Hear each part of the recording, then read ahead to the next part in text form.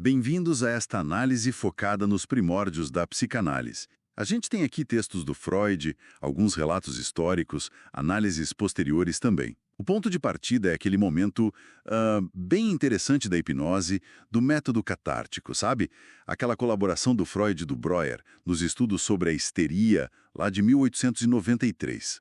Nossa ideia aqui é tentar entender como essas primeiras ideias surgiram e como elas começaram a, mudar a forma de pensar a mente humana. Vamos mergulhar nisso. Exato. O método é catártico. Veja bem, partia da ideia de que certos sintomas, como os da histeria, eram, na verdade, substitutos, né? Eram conversões de processos psíquicos que ficavam reprimidos.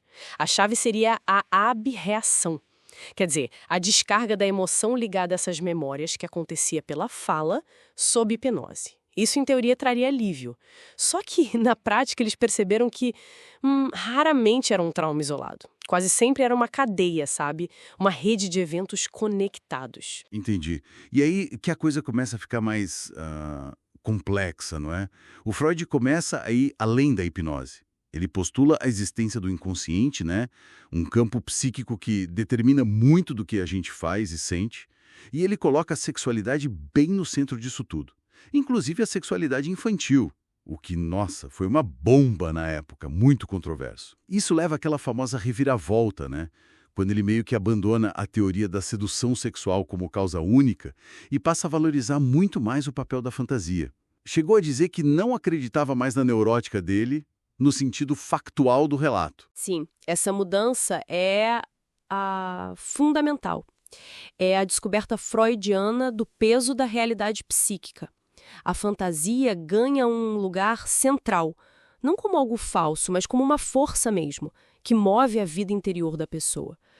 Para a psicanálise que estava nascendo ali, o sentido oculto das coisas, tipo atos falhos, sonhos, muitas vezes apontava para uma significação sexual.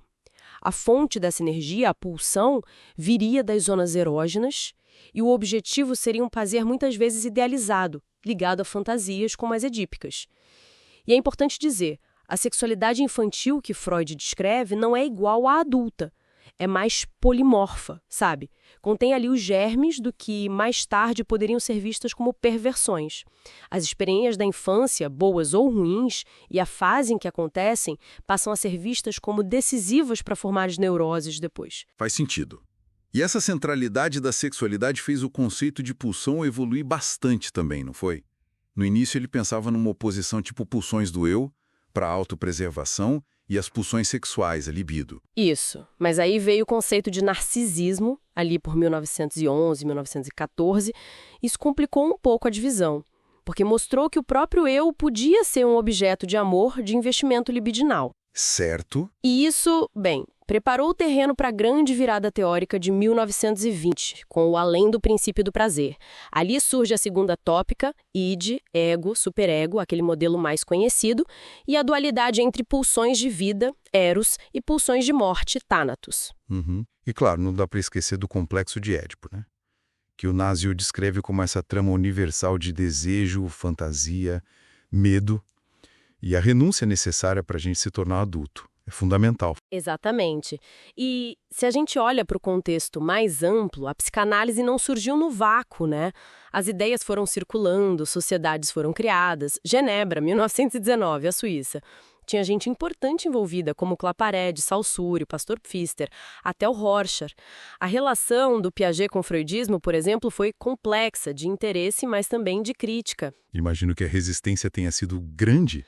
Enorme. Teve oposição filosófica como a do Pichon, que viu um materialismo ali que não batia com o espiritualismo.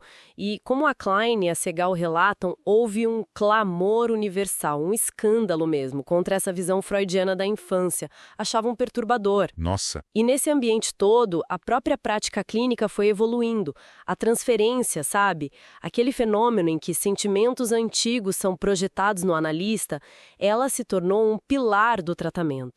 E as raízes disso já estavam lá, de certa forma, na relação hipnótica, na sugestão. Então, resumindo essa jornada inicial, a gente sai da hipnose, mergulha no inconsciente, passa da sedução para a fantasia, explora a sexualidade infantil, chega nas pulsões de vida e morte, fica claro que a psicanálise nasceu, assim, num turbilhão de debates, né?